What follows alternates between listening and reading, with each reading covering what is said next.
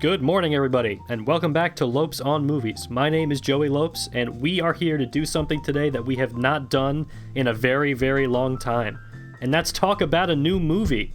So, to join me on this return to form, we have Kyle. Yo, how's it going? And live from New York, Connor. Yeah, how you doing?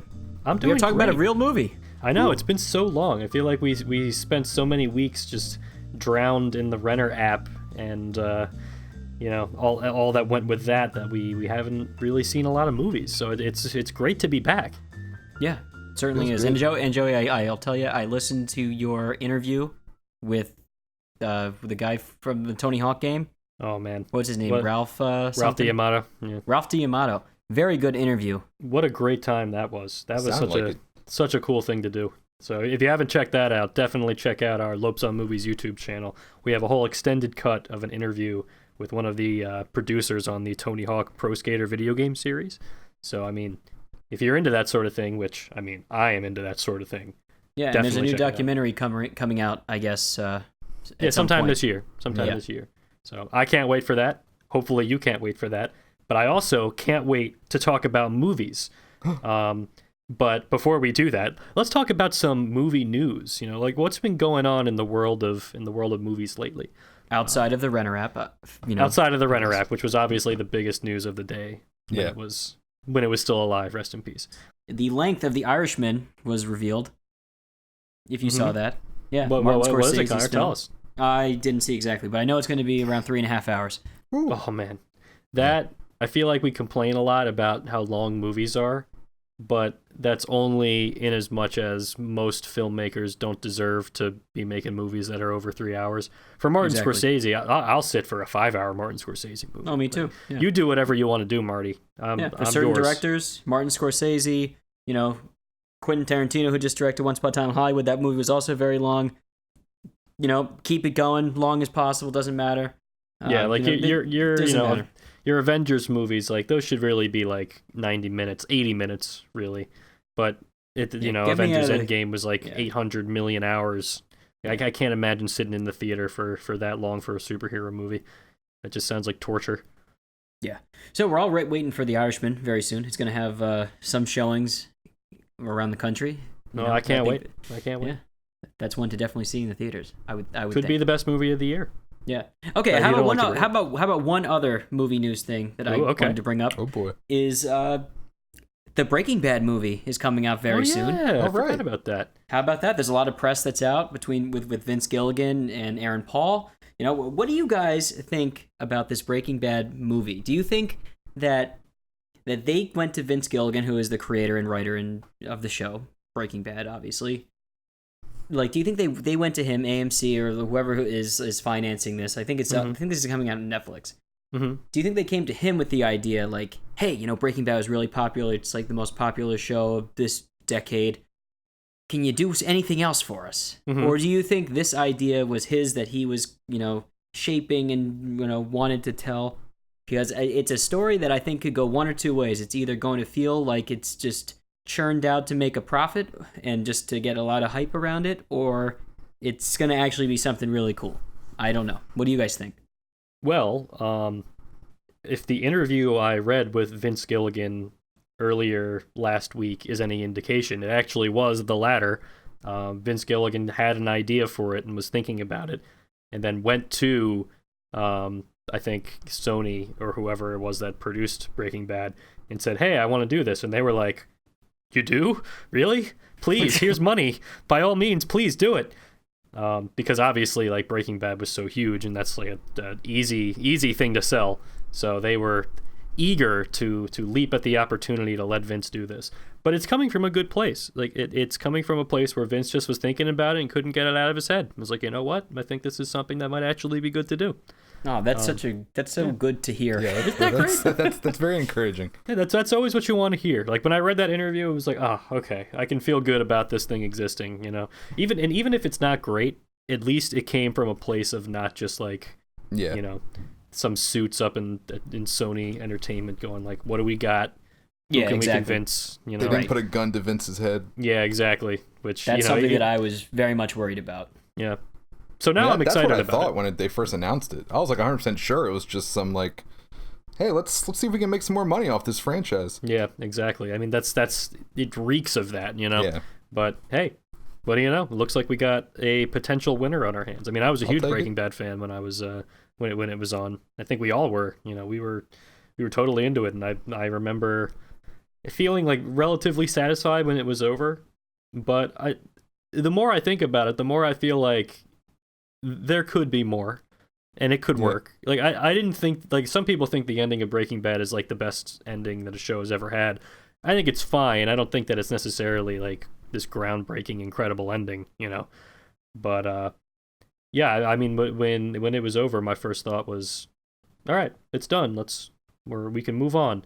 But Mhm. again, the more you think about it, it's like, okay, we don't really know what happens to Jesse. It was kind of a little bit ambiguous with what's going on at the end. So apparently Vince just, you know, he took that and ran with it. So I can't wait. Me too. Me too. Do you think he's gonna cook meth at all in it, or is it, you know? Do you have any idea? Honestly, Connor, I got no idea. I don't know what to either. expect. But Yeah, I I will don't say one other thing from that interview, which I think was with the Hollywood Reporter. So if you want to read that, you could probably find it online. He mentioned how he's pitching this primarily to people that are already very familiar with Breaking Bad. So in other Interesting. words, like he's not going to be making compromises for people that don't know the story. Like he's not going to be trying to explain things to them that they shouldn't already know, or that they should already know had they watched it. This is a movie for people that have seen the entirety of Breaking Bad. So I think that's great. That makes it even better. You know, it's like an actual, like, there's not going to be this, you know, explaining who Walter White was scene, you know, or anything that bogs it down and like needing to reintroduce all these concepts. It's no, we're just going to start and go. So yeah, there's a lot of potential here, guys. I don't know. Okay, let's get to what we were gonna talk about today, though. Okay, the new movie. I'm ready. All right, Joey, why don't you give us the synopsis for Ad Astra? Sure. So, Ad Astra. Astronaut Roy McBride undertakes a mission across an unforgiving solar system to uncover the truth about his missing father and his doomed expedition that now, 30 years later, threatens all life on Earth. It was directed by James Gray and stars Brad Pitt as Roy, Tommy Lee Jones as his father, Ruth Negga, and Donald Sutherland. So, Kyle, tell me about Ad Astra. Well, first of all, I think it's an insult that you're not mentioning Liv Tyler, but you know, I can get past that. She was very essential to the movie. I could only put in 4 names. There's too many. Right, You know. I forgot our rule. Ad Astra. I think I liked this movie. Actually, no, I did like this movie. But I like the commitment, you know. Yeah. I had a similar feeling, but you know, you just got to double down on your opinion sometimes. because there was nothing in the movie. Well, there were a few things I didn't 100% love, but nothing was offensive to me. I found it to be very enjoyable. I continue to like Brad Pitt more and more as, you know, This is his the year, year man. goes on, I guess. Yeah, I mean, he's only been in 2 things that are like, you know, major Brad Pitt vehicles, but Yeah. like those are some great 2 things. Oh yeah, like he's had a pretty good year, even though you're right, it has only been 2 movies. But it was a very slow movie. It was a very dark, like, visual movie. At one point, I honestly was getting tired and felt like I was gonna fall asleep. But Interesting. that, as hard as it might seem, that is not a negative thing towards this movie. It was just, I don't know. It was a very slow movie, but I enjoyed it a lot. Sure. Connor, how about you? Yeah, I liked it too. I think I'm just sensing that I'm gonna be the one who liked it a little bit less than both of you. Oh boy. But Here we go. it was. I think, Joey, we were talking about it a little bit before. It's very similar to James Gray's other movie that he did called The Lost City of Zed, which it's a very like introspective kind of look. It's a very like consciousness movie. If that makes does that make any sense? Like where you're thinking about what your place is in the world or your place is in the grand scheme of things. Yeah, I can see that. It's more about what the meaning is rather than the actual execution of the scenes and like what's happening here, there, or the like logic leaps that you might have to go through for certain scenes, which I think that's all done really well. the parts that I don't like, which I think, Joey, you're going to get into, are some over explanations on things that I think were not useful and a detriment. There's Brad Pitt's the lead. Obviously, he plays astronaut Roy McBride, who's searching for his father. Right there, the whole thing is does a internal monologue, and to me, the internal monologue can be somewhat irritating at times, which. And I think there's the only thing I can think of that's a close similarity is when you think of the original Blade Runner that had the monologue on there. Yeah, right. And then there's like a couple of different cuts of Blade Runner, and the one that doesn't have the monologue is probably the best one. And I'm not saying that the monologue is all bad, but it can be irritating. Like there's some things that don't need to be said. Right. Okay, Joey, go ahead, and we'll get more into the topics, I'm sure. Sure. So you bring up some interesting points, both of you do. So in order to kind of dig into this, I want to take a step back and talk a little bit about James Gray himself, the director of this movie. So James Gray is one of only a handful of filmmakers that are currently working in mid-budget original filmmaking, right?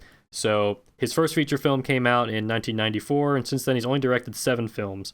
And he's not really a household name, right? Like most people don't really know who James Gray is in the same way they know like a Tarantino or Paul Thomas Anderson, who are both filmmakers that also came up in the 90s and are probably more big, or at least more well known to like the average person.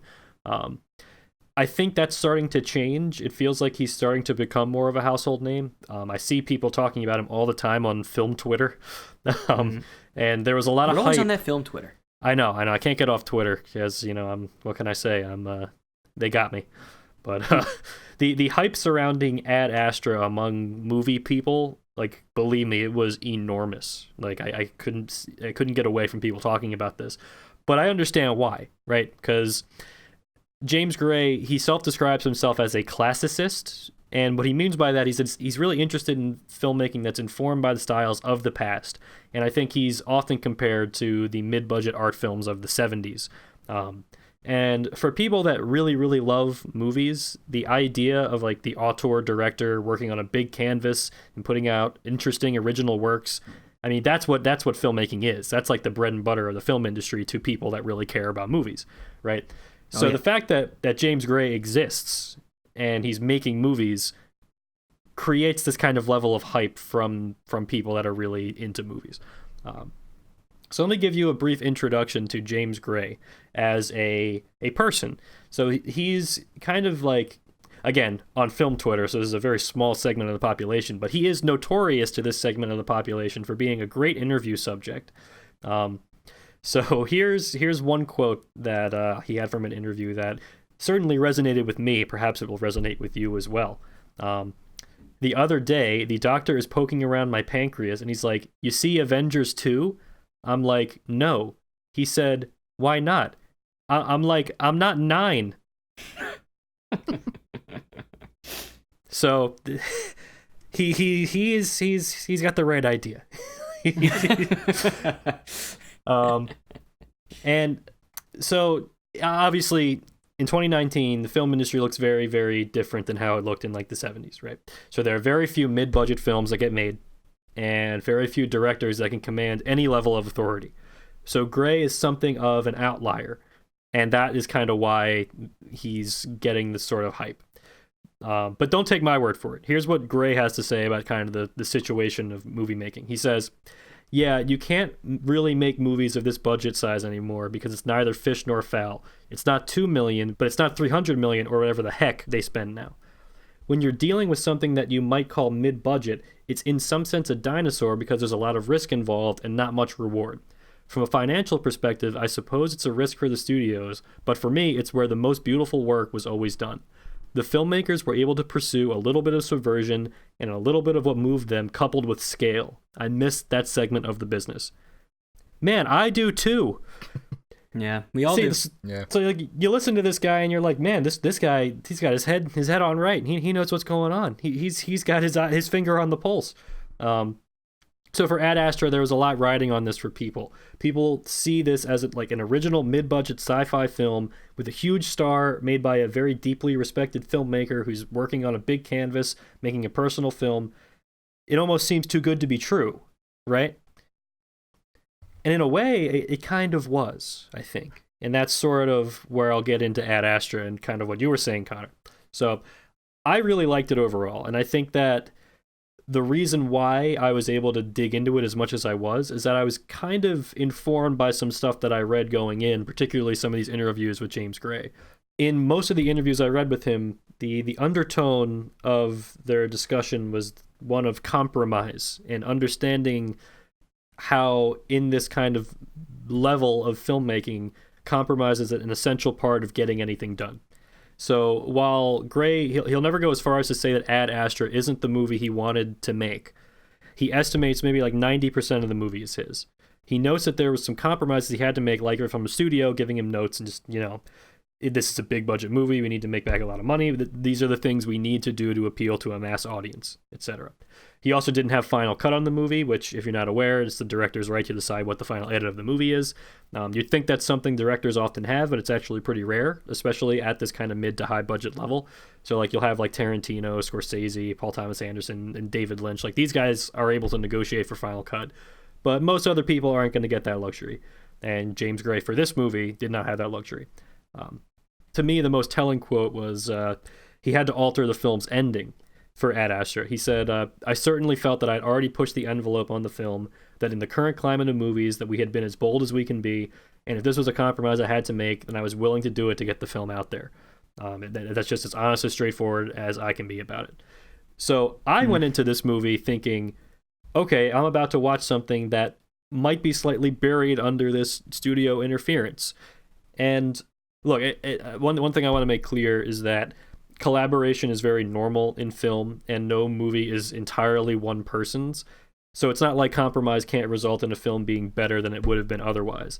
But you have certain things that studios often impose on movies that when you see them a million times, you're like, okay, I get it. I get what they were trying to do. And it's usually really, really dumb things. Like, for example, voiceover narration that doesn't need to be there.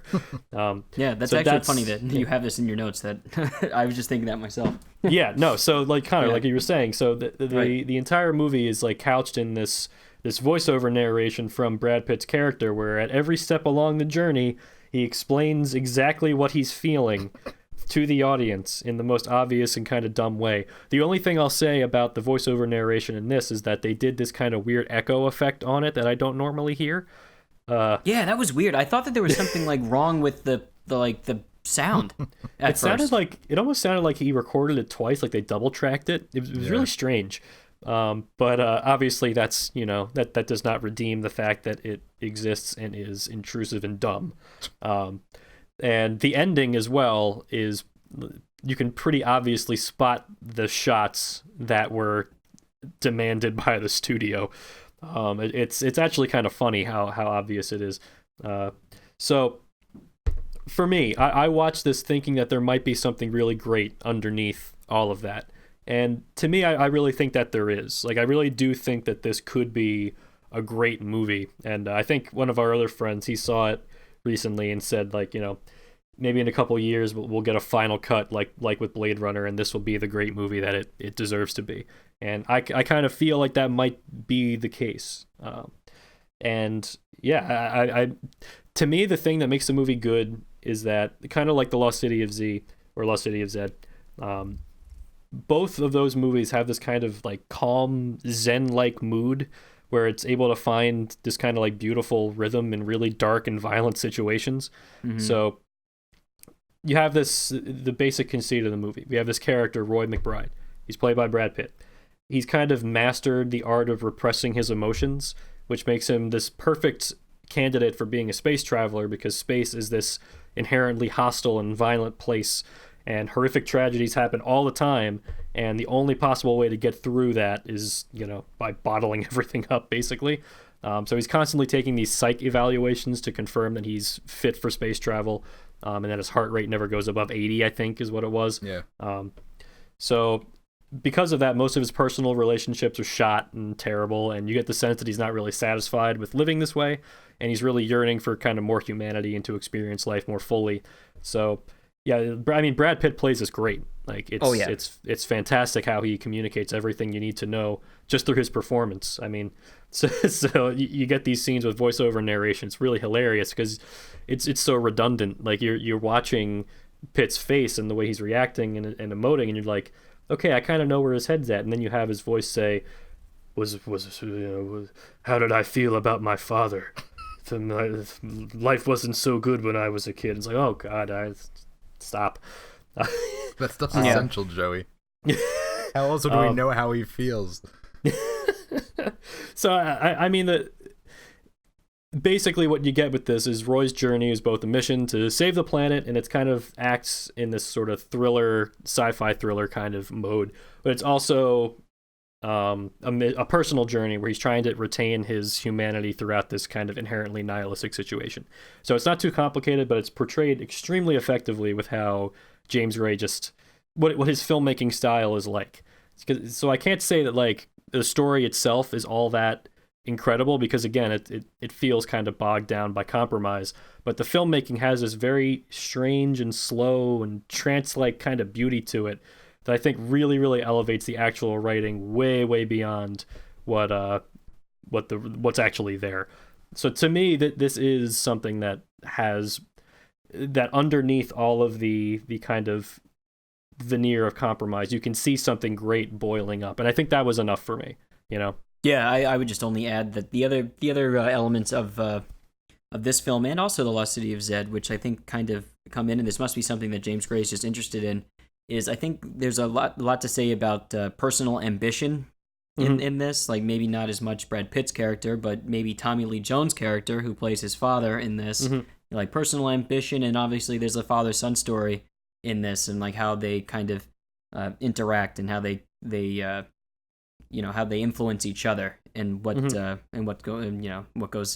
that goes forth. And The Lost City of Zed is the same thing. There's also it's kind of funny how they both have very similar. It's very interesting. And this, one is Lost City of Zed. If anyone doesn't know, it's about one of the first explorers to go through the I think it was, what was his name? The Amazon. Percival Fawcett. Yeah, it was one of the first people to actually go into the Amazon, like into some undiscovered indigenous tribes, and really see what's out there. So it all in this one is about space, which is also a similar thing, going out into out into deep into space to find out what's out there again. So it's things that James Gray must be interested in, what's undiscovered, like territory. Yeah, it's interesting. Yeah, I mean, this guy's got ideas. Yeah, definitely, and I think he has a very distinct kind of style that, again, I've only seen this and The Lost City of Zed from James Gray, but I think it's very clear that they're films made by the same person. So despite the fact that there was clearly some studio interference, it still comes through. It doesn't feel like, I don't think it was compromised enough to the point where the movie's not good anymore, is what I'm saying. Like, I think Blade Runner was a case where that movie, you can't watch the theatrical cut of that movie because it's just a disaster. Right. This I don't think is a disaster. No. Like you can definitely see where there was influence, but it doesn't stop the movie from still being good. Right. Yeah. I think it bothered me more than you guys, but I definitely know that the shell of this is good. And that the whole thing altogether is like, I don't know, it does bog it down a bit. But look, I mean, to me, the bottom line, this is a 2-hour long movie that uses its running time and relatively big budget on being just slow and beautiful, and that's pretty cool. I don't know if we talked enough about how great this looks too. Yeah, like it looks fantastic. A very, very pretty film, and I don't want to just like undersell it by just being talking about that simplistically, but like James Gray's style, like I said, has this kind of like slow, meditative, trance-like quality to it. And I think there's a lot of sequences in this where even when it's really violent and really tense and scary, there's this kind of weird atmosphere and mood to it that really kind of transfixes you. And that, I think, is what the greatest strength of the movie is.